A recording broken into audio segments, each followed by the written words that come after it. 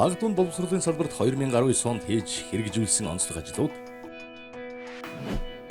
сургуулийн өмнөх баг дунд боловсролын сургалтын хөтөлбөрийн үндэсний хэлэлцүүлэг Монголын багш нарын 7 дугаар хүрээд оролцсон багш нарын санал хүсэлтийг тусгаж 2019 онд боловсрол соёл шинжлэх ухаан спортын яамнаас нийт 40 гаруй тушаал шийдвэрийг батлан гаргалаа. 2019 он Монгол Улсын ерөнхий боловсролын салбарт бодлогын хувьд, хэрэгжилтийн хувьд томоохон чухал шийдвэрүүд гаргасан он жил байлаа. Монгол Улсын их хурлаас ерөнхий боловсролын сургуулийн хоол үйлдвэрлэлийн тухай хуулийг батллаа. Ерөнхий боловсролын сургуулийн орчны аюулгүй байдлын стандарт, ерөнхий боловсролын сургуулийн дотор байрны орчин үйлчилгээний стандартуудыг батллаа. Мөн ерөнхий боловсролын сургуулийн сургалтын үйл ажиллагаанд баримтлах чиглэл батлагдлаа. Хөгжлийн бэрхшээлтэй хүүхэд Эрдэнэ ерөнхий боловсролын сургууль тэгш хамран сурах боломж хүрдлээ. Бүх хүүхэд сургуулийнхаа номын сангаар дамжуулж сурах хүчгээ ашиглах боломжтой боллоо. Гэх мэтлэн олон чухал шийдлүүд нь Монгол Улсын ерөнхий боловсролын салбарын цаашдын хөгжил шинжилэлд тодорхой хувь нэмэр оруулна гэдэгт бид итгэж байна. Боловсрол соёл шинжлэх ухааны спортын сайдын 2019 оны 8 дугаар сарын 2-ны өдрийн хөтөлбөр батлах тухай А492 дугаар тушаалаар сургалтын сайжруулсан хөтөлбөрийг баталлаа. За сургалтын хөтөлбөр гэдэг бол цаг үеэ дамжин өөрчлөгдөж байдаг боловсролын хамгийн чухал бичиг баримт байдаг. 2019 оны 1-р улиралд боловсрол соёл шинжлэх ухааны сайдын санаачлагаар боловсролын хүрээлэнд өгсөн чиглэлийн дагуу боловсролын хүрээлэнгийн эрдэмтэн судлаачид яамныхаа харьяа байгуулга энэ чиглэлийнхээ эрдэмтэн судлаачтай хамтарч хөтөлбөрийн сайжруулалтыг хийлээ. Энэ нь бол боловсролын түүхэнд хөтөлбөрөө сайжруулсан хөтөлбөрөөр сургалтын үйл ажиллагааг явуулсан одоо анхдагч ийм чухал түүхэн үйл явдал боллоо. Бага боловсролын хувьд суралцахуйн зорилт бол 1242-оос 755 буюу 35.5%-аар суур боловсролын хувьд 8.7, бүрэн дунд боловсролын хувьд 9.2%-аар өөрчлөлтүүд хийгдсэн. Агуулгын хүндэтсэн, давхардсан, бас тасалдсан зүйлүүд бол хэвийн хэмжээнд орсон ийм чухал түүхэн он боллоо. Энэ баримт бол зөвхөн тоон өөрчлөлт юм. Сургалтын хөтөлбөрийн чанарын сайжруулалтыг агуулгадах суралцахуйн зорилтын үндсэн шаардлага болсон төрх байдал, гүйцэтгэл, нөхцөл шалгуурыг тодорхой болгох замаар хэрэгжүүлсэн бөгөөд сайжруулсан сургалтын хөтөлбөрийн сургалтад ерөнхий боловсролын бүх багшийг хамруулан сургалаа. Боловсрол соёл шинжлэх ухааны спортын сайдын 2019 оны 8 дугаар сарын 1-ний А490 тушаалаар хичээлийн жилийн бүтцийг шинжилэн баталсан. Хичээлийн жилийн үргэлжлэх хугацаанаас нийтээр тэмдэглэх баярын 9 өдрийг тооцож 1-7 хоногийг хасснаар багангийн сургалтын хэрэгжүүлэх хичээлийн үргэлжлэх хугацаа 31-7 хоног, дунд ахлагангийн хичээлийн жилийн үргэлжлэх хугацааг 32-7 хоног байхаар тогтоолоо. 4-р улиралд шалгалт авах хичээлийн үргэлжлэх хугацаа давхцдаг байсныг арилгаж зөвхөн сүүлийн 7 хоногт шалгалт авах цагийг бий болгосон. За ингэснээр 3-5 дугаар ангийн багш нар сургалтын хөтөлбөрийг 37 хоногт, дунд ахлах ангийн багш нар сургалтын хөтөлбөрийг 31-7 хоногт төлөвлөж хэрэгжүүлэх боломжтой болсон. Шинжилсэн хичээлийн жилийн бүтцээр бага ангийн 4.57 хоног хичээллэх хугацаанд, ахлах ангийн 4.77 хоног хичээллэх хугацаанд тус бүр 1-7 хоногийн амралт оногдож байна. Ингэснээр хичээллэх болон амрах 7 хоногийн харьцаа зохистой боллоо. Боловсрол соёл шинжлэх ухааны спортын сайдын 2019 оны 8 дугаар сарын 1-ний А491 тушаалаар сургалтын төлөвлөгөөг шинжилэн баталлаа. Сургалтын төлөвлөгөөнд багш зохицуулах цагийг хичээлийн цагт тооцно гэж заасан нь тус цаг нь багшийн хооронд цагт тооцогдохыг илэрхийлнэ. Сургалтын төлөвлөгөөнд багш, сурагч, эцэг эхэд иргэний ёс зүйн боловсрол хичээлээр зөвлөгөө өгнө гэх мэтээр дурдсан нь зөвлөгөө өгөх бол багшийн хичээлийн зохион байгуулалттай адил үйл ажиллагаа болохыг илэрхийлнэ. Хичээлийн жилд бага ангийн багшид 199, дунд ангийн нийт багшид 268, ахлах ангийн нийт багшид 144 цагийг багшийн мэдэлд өглөө. Боловсрол соёл шинжлэх ухааны спортын сайдын 2019 оны А392 дугаар тушаалаар иргэний ёс зүйн боловсрол сургалтын хөтөлбөрийг шинжилэн баталлаа. Иргэний ёс зүйн боловсролын жилд ерөнхий боловсролын сургуулийн сурагчдын судлах иргэний ёс зүйн боловсрол сургалтын хөтөлбөрийг хэрэгжүүлж эхэллээ. Бага дунд ахлахангийн сурагчид 7 хоног тус бүр 2 цагаар судлах бөгөөд хөтөлбөрийн зорилго нь хүнлэг энэрэнгүй, цэвэр ариун сэтгэлтэй, бэлэг оюун төгөлдөр, Монгол үндэснийхэн хэл соёлыг эзэмшсэн, бахархаж хэрэгэлдэг, хүндэлж хамгаалдаг, эх орноо эрхэмлэн дээдлэх үүрэг хариуцлагаан ухамсарласан хүмүүнлэг нийгмийг цогцлон байгуулах, ирээдүйн Монгол иргэнийг өсгөх, хүмүүжүүлэх, бэлтгэхэд оршино. Боловсрол соёлын шинжлэх ухааны спортын сайдын 2019 оны 5 дугаар сарын 14-ний өдрийн А302 дугаар тушаалаар ерөнхий боловсролын сургуулийн суралцагчдад сурах бичиг төлбөртэй ашиглуулах үйлчилгээний журмыг баталлаа. Ерөнхий боловсролын сургуулийн дунд ахлагчийн сурагчдыг сургачгаар бүрэн хангахын тулд ерөнхий боловсролын сургуульд сургачийг төлбөртэй ашиглах үйлчилгээг нэвтрүүлэх асуудлыг засгийн газрын хуралдаанаар хэлэлцүүлснээр 2019 оны 3 дугаар сарын 6-ны 98 дугаар тогтоолоор энэхүү үйлчилгээг нэвтрүүлэх шийдвэр гарсан. Ингэснээр 2019-с 2020 оны хичээлийн жилээс эхлэн зах зээл сургач худалдаалахаа болж ерөнхий боловсролын сургуулийн бүх суралцагчид сургуулийнхаа намын сангаас сургачгаа авч ашиглах болсон. Сурах бичиг төлбөртэй ашиглуулах үйлчилгээ нь зөвхөн дунд ахлахангийн сурагчдын 60% хамаарна. Багангийн сурагчид 100% өн төлбөргүй сурах бичиг ашиглана. Дунд ахлахангийн сурагчдын 40% нь өн төлбөргүй сурах бичиг ашиглана. Боловсрол соёлын шинжлэх ухааны спортын сайдын 2019 оны 8 дугаар сарын 27-ны өдрийн А528 дугаар тушаалаар ерөнхий боловсролын сургуулийн сургалтын үйл ажиллагаанд баримтлах чиглэлийг баталлаа.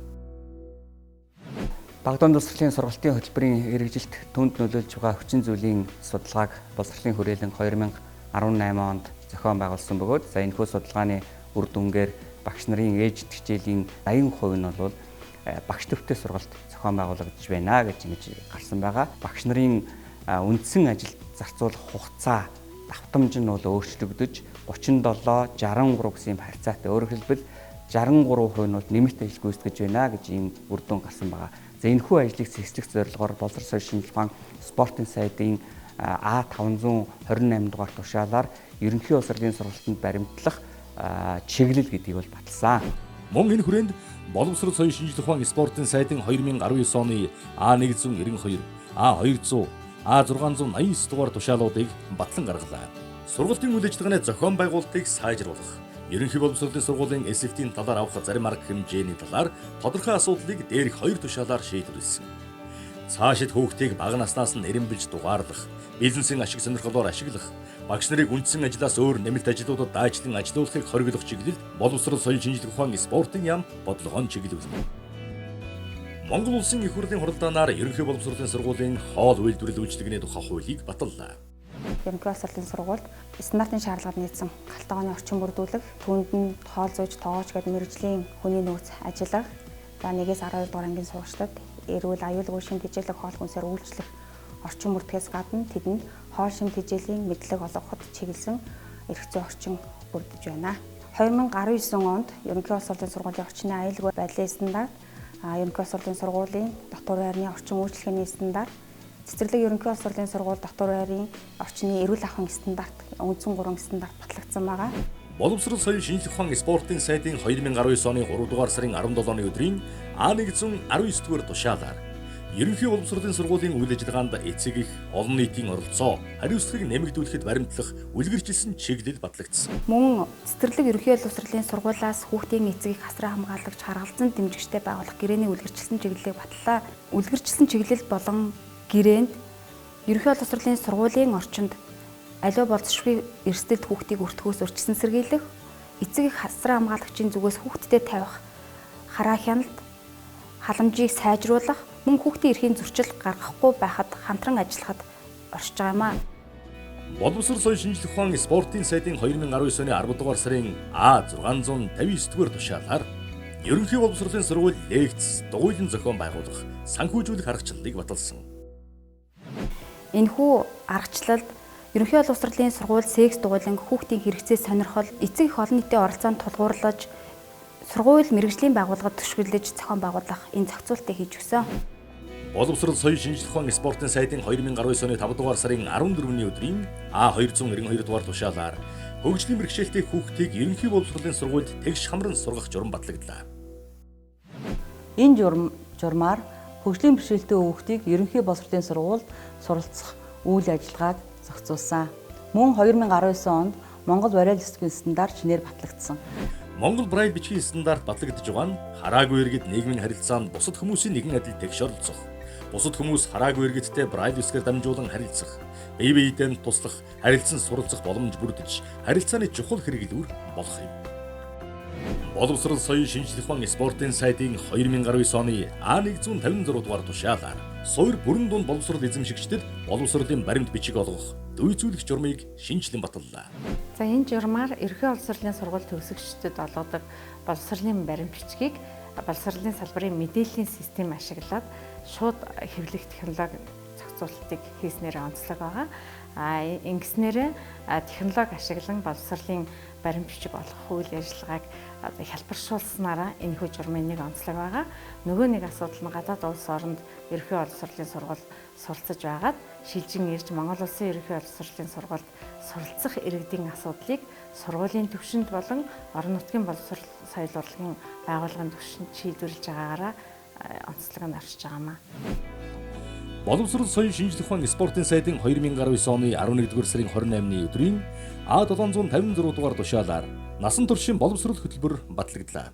Монгол Улсын засгийн газрын 2016-аас 2020 онд хэрэгжүүлэх үйл ажиллагааны хөтөлбөрт мэдээлэл технологийн ололтод тулгуурсан насан туршийн боловсролын тогтолцоог эрчимтэй хөгжүүлнэ гэж заасны дагуу боловсрол соёлын шинжлэх ухааны спортын сайдын 2019 оны А750 тушаалаар насан туршийн боловсролын хөтөлбөр батлагдлаа. За энэхүү хөтөлбөрийн зорилго нь нийгмийн захиалга, хувь хүний хэрэгцээнд нийцсэн боловсролыг тасралтгүй, хүртээмжтэй байдлаар эзэмшүүлэх, насан туршийн боловсролын тогтолцооны чадварыг бэхжүүлэх, боловсронгуй болох явдал бөгөөд 2019-с 2021 оны хооронд 2 үе шатаагаар хэрэгжих болно. Насан туршийн боловсролын үйлчилгээний эрх зүйн орчин, сургалтын хөтөлбөр, орчин, хүний нөөцийн чадвах, санхүүжилтийг сайжруулснаар иргэд амьдралын чанараа сайжруулахад хэрэгцээ төр чадвараа тасралтгүй эзэмших нөхцөл бүрдэж, Монгол улсад салбар дамнасан насан туршийн боловсролын тогтолцоо бүрдэх болно. Төрийн албаны тухай хууль шинжлэгдэн батлагдсантай холбогдуулан ерөнхий боловсролын сургуулийн захирал, сургалтын менежерийн ажлын байранд тавигдах нийтлэг чиг үүрэг, үндсэн чиглэлийг баталлаа. Эдгээр баримтчгууд батлагдаж хэрэгжснээр ерөнхий боловсролын салбарын хүний нөөцийн хөгжил, чадхуйн зарчим суурилсан шатлан дэвших тогтолцоо, хариуцлага тооцох эрх зүйн орчныг бүрдүүлсэн юм а. Энэхүү нийтлэг шаардлагад үндэслэн аймаг нийслэлийн засаг дарга, сургуулийн захирлууд тухайн албан тушаалын тодорхойлолтыг баталж, сонгон шалгаруулах, томилох, хөдөлмөрийн гэрээ байгуулах, гүйцэтгэлийн төлөвлөгөөг батлах, ажлын үр дүнг хянахад баримтлан ажиллах юм. Элсэлтийн ерөнхий шалгалтын шууд засалтын технологиг нэвтрүүллээ. Ерөнхий боловсролын сургалтын чанар үр дүнг тодорхойлж, бодлого төлөвлөлтийг сайжруулах зорилгоор 2019 онд 9-р ангид суралцагчдыг 100% хамруулсан чанарын судалгааг зохион байгуулж, үндэсний хэмжээнд нийт ерөнхий боловсролын сургуулиудын сургалтын чанарын мэдээллийн нэгдсэн санг бий болголоо. Ингэснээр манай аймаг, манай сургуулийн сургалтын чанар ямар төвшөнд байна вэ? Бид хүүхдийг агуулгын хоцрогдлоггүй сургаж чадж байна уу? Багш нар маань мэрэгжлийн шаардлага хангаж байна уу? Бидэнд хаана ямар алдаа байна зэргээр сургалтын чанарыг сайжруулах гарц шийдлийн хамтдаа ирж хайж, хамтран ажиллах боломж бүрдлээ. Бие багш нэвтрүүлгийг үндэсний хэмжээнд зохион байгууллаа. Багшийн мэрэгжлийн тасралтгүй хөгжлийг дэмжихийн тулд олон нийтэд багш мэрэгжлийн онцлог, давуу талыг нээн харуулах, манлайлагч, шилдэг багш нарыг орон нутаг үндэсний хэмжээнд илрүүлэн урамшуулах, тэдний арга зүй, туршлага, нөлөөллийг түгээн дэлгэрүүлэх зорилгоор бие багш нэвтрүүлгийг үндэсний хэмжээнд зохион байгууллаа. Эхний шатанд Монгол улсын ерөнхий боловсролын сургууль тус бүрээс шалгарсан шилдэг багш нар, 2 дугаар шатанд аймаг бүрээс шалгарсан шилдэг 90 багш, 3 дугаар шатанд үндэсний шилдэг 30 багш туршлагаан түгээн дэлгэрүүлсэн. 2019 онд боловсрол соёлын ухааны спортын сайд 21 аймаг бүрт очиж багш нартайгаа уулзалт зохион байгуулсан. Хөтөлбөрийн хэрэгжилтэд дэмжлэг үзүүлэх арга зүйн сургалтыг багш нар хүртээ хүргэж зохион байгуулсан. Хичээл сургалтын үйл ажиллагааг мэргэжил арга зүйгээр хангадаг сургалтын менежерүүдийнхаа сургалт зөвлөгөөнийг бид нэр бүс тус бүртээ зохион байгууллаа. Өөрөөр хэлбэл эдгээр батлагдсан бодлого шийдвэрүүдийг бид нэр багшны хүртээ хүргэх, энэ хичээл сургалтын үйл ажиллагааг мэргэжил арга зүйгээр хангадаг удирдлагуудад хүргэсэн.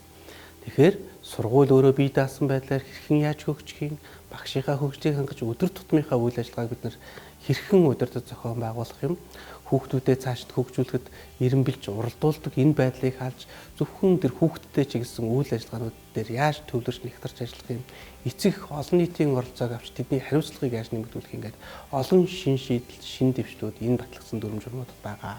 Эдгээрт Монголын багш нарын 7 дугаар их хурлд оролцсон, зөвлөгөөнд оролцсон бүх багш нарын санд бол туссан учраас хөрсөн дээр буу амьдралд ойрхон ийм бодлого шийдвэрүүд гарсан гэдэгт бид нар итгэж байгаа. Ийм учраас бүгдээрээ 2020 онд эдгээр бодлого шийдвэрүүдийнхаа хэрэгжилтийг эрчимжүүлэх чиглэлээр хамтарч идэвхтэй ажиллах болно.